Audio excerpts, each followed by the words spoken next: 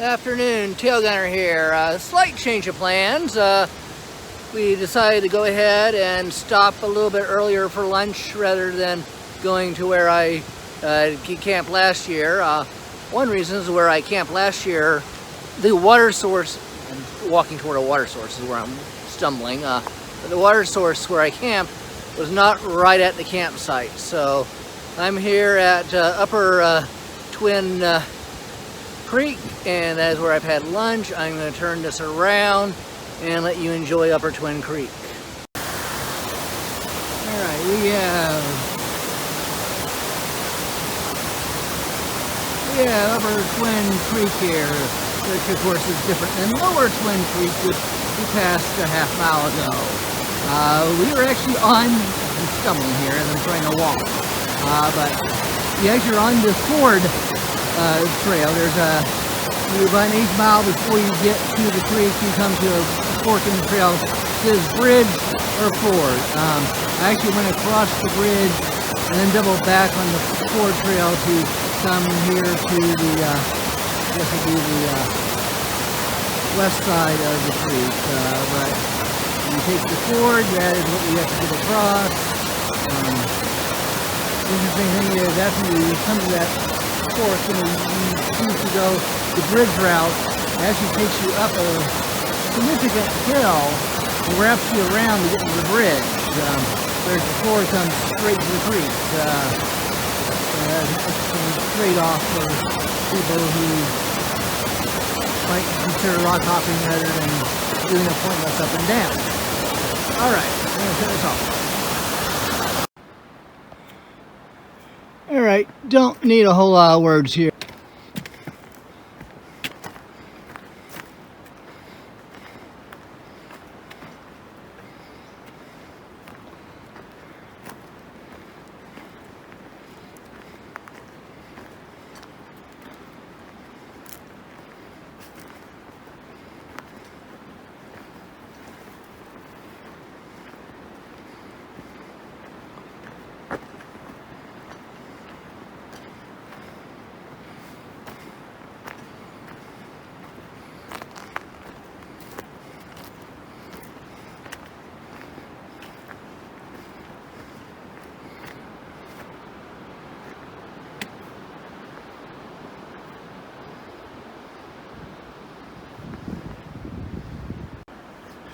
Well, after being along a ridge, not a ridge line, but a sloped hillside where we got drop off on one side, on uphill on the other side, we have broken into a more open, gradual area.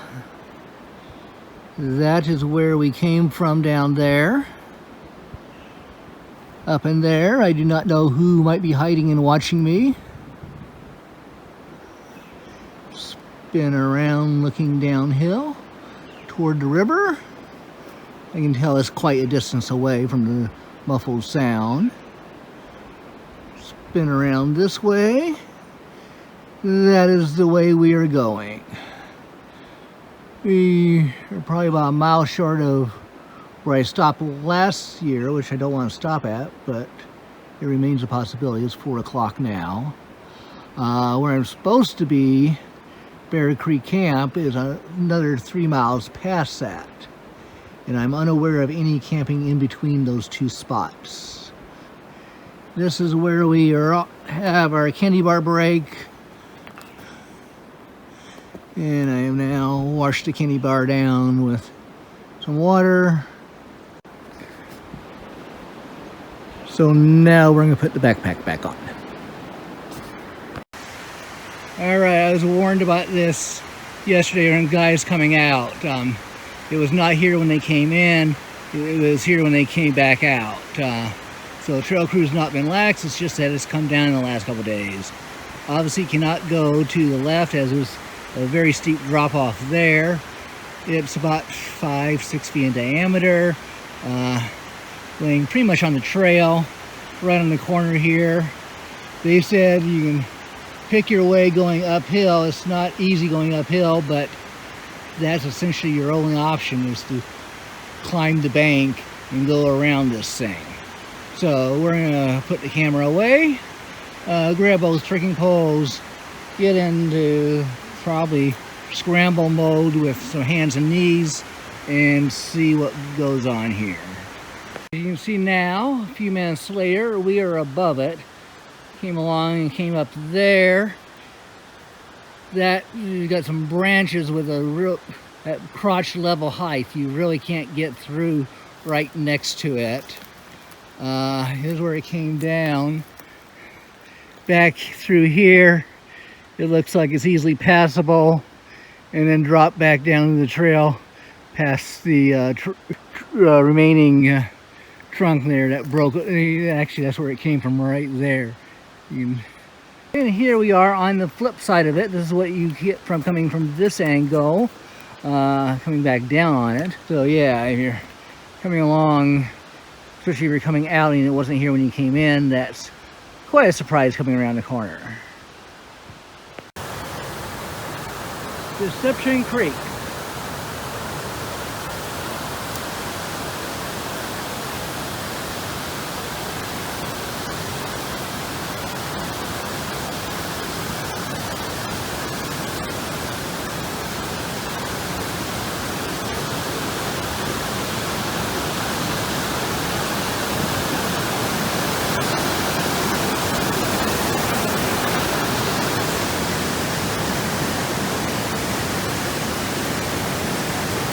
Campsite down there.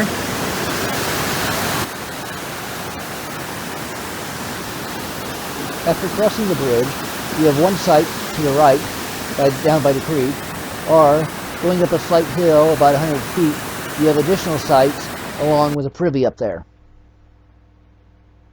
That is where we have just come down. We can do this close spin around, and now we will head down the trail.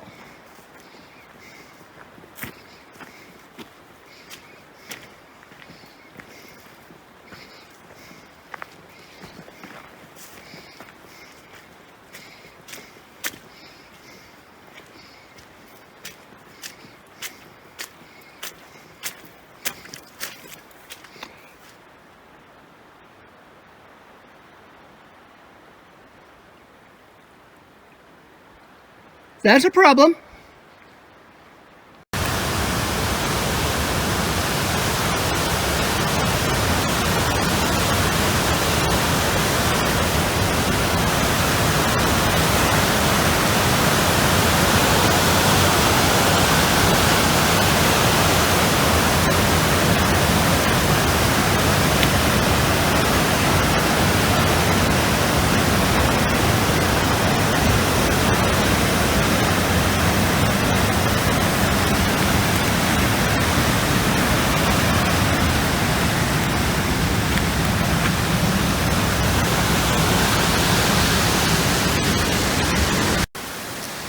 That's where I just came down, spinning around,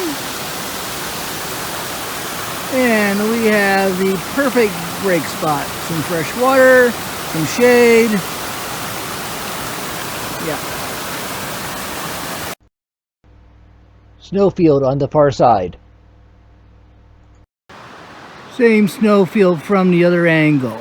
Now I'm going to try to get the video to go up the canyon, which you cannot see because of the trees. But going up, you can see maybe that there are additional snowfields up there.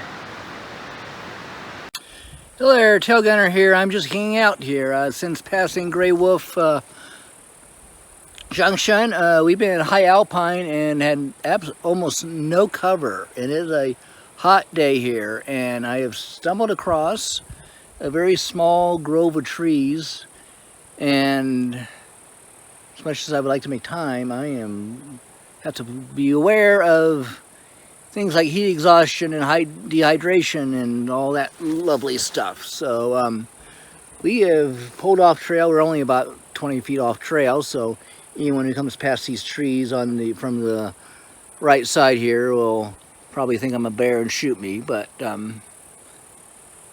we'll have to take our chances on that. So I'm going to spin this around and You can see what we've been hiking through. Low brush, prime bear habitat. This is really the first group of trees we come to since the junction. Alright, so I'm going to hang out here for, I'm not sure how long to hang out here, but at least let my body recover and maybe let some of the heat of the day dissipate, even though it's already like 4:30. Alright, tail gunner out. I don't know where you can make out the dark spot up there, but that's a bear.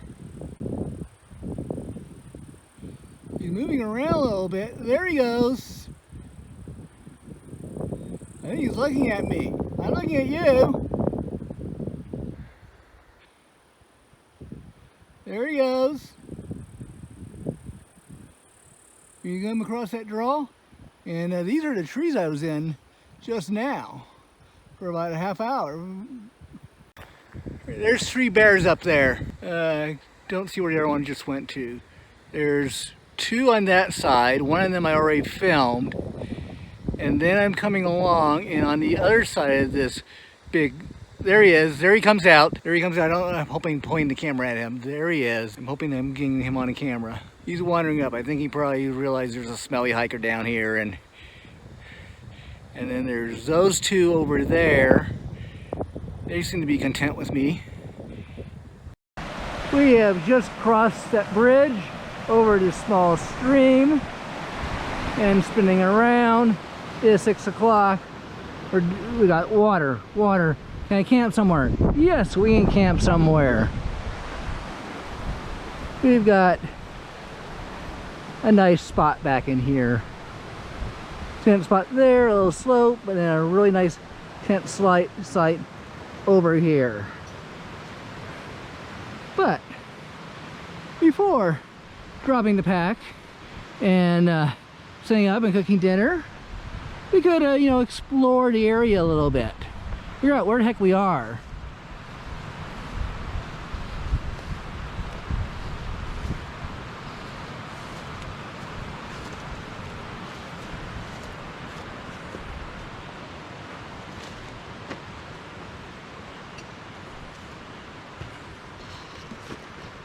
Alright, so a little bit further down, you see the bare wire sign.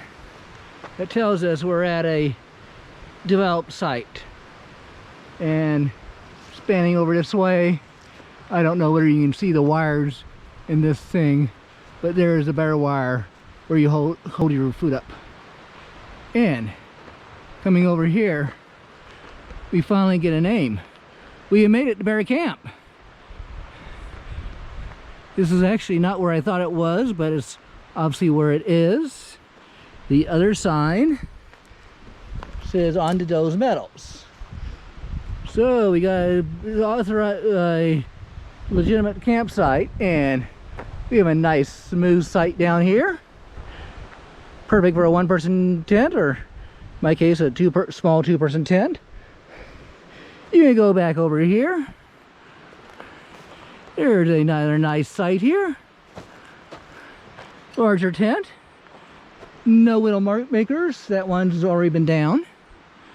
So yeah, we could drop the pack, set up the tent. But hey, there's a trail here. What is this trail? Let's find out. Let's explore a little bit before we get the tent all set up. I believe the Dosewallips River is just through those trees, because I can hear it. I can't see it, but I see trails going over there.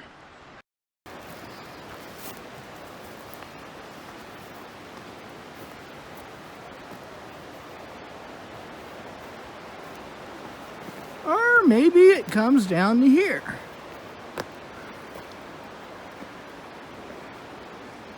As you know, in the 1930s, there were various CCC, or Civilian Conservation Corps, projects to build. Infrastructure in the Park Service took advantage of that and built shelters in parts of the Olympic National Park. Many of them are no longer fallen down hit by trees, burned in a forest fire, or just absolutely trashed. So the question is, would you be risking your life to enter this building or not? What condition is it in? Is it still usable, or is it totally trashed inside? Have 4 bunks and a place to hang out. I think we're going to set up down here. Smooth, no roots, no rocks, off the ground. I'm the only one here. That is the plan tonight.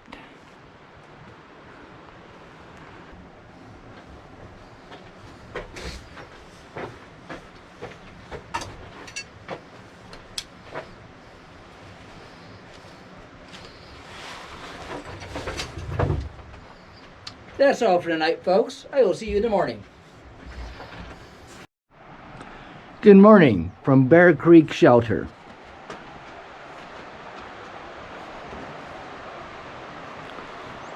You'll have to pardon the sun glare here for a minute.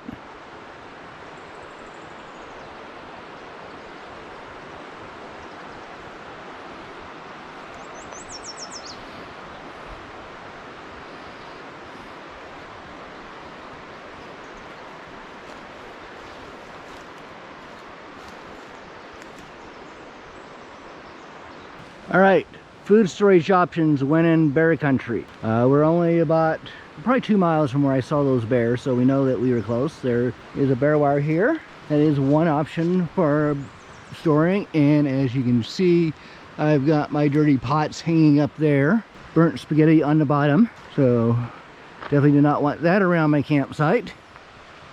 And the other option for food storage in bear country is using an approved bear-proof container.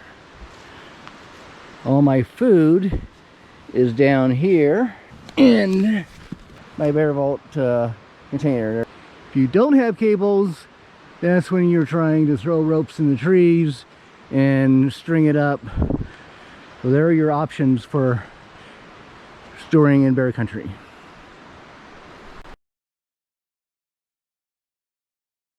All right, we're coming around that one, but it turns out the trail crew has decided that this one was easier to cut than that one, so the trail now goes around this.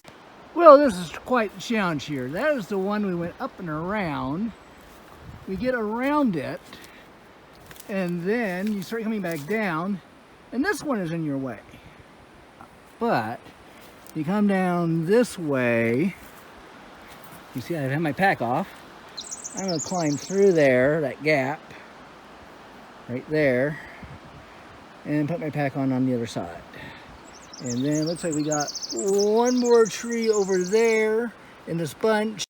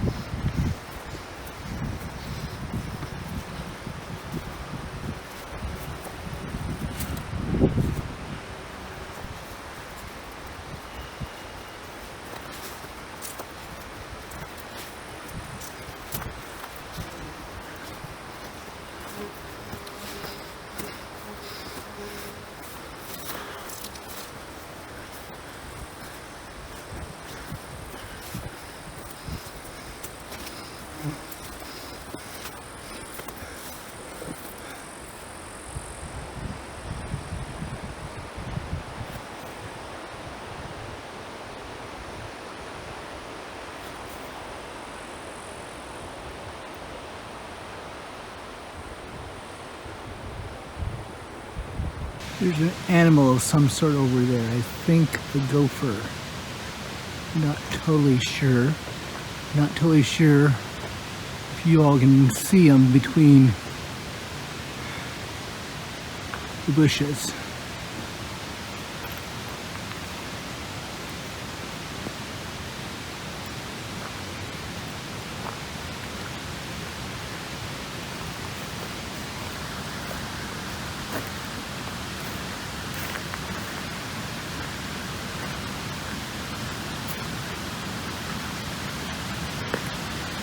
Oh, it's a marmot.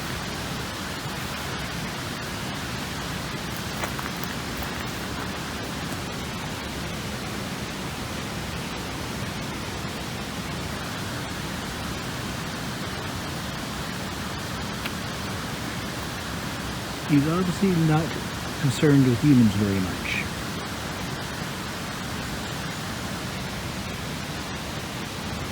However, I do suspect he has sharp teeth.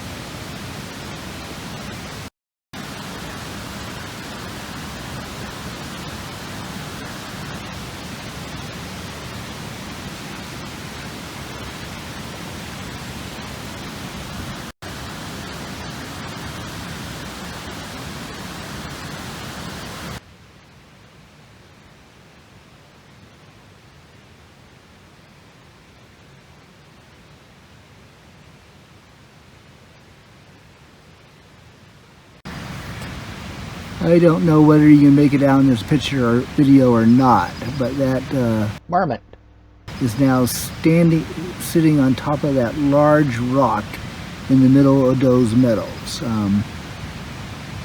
So the biggest rock out there, he's moving around a little bit. I don't know if you can pick up the movement or not, but that is where he ran off to.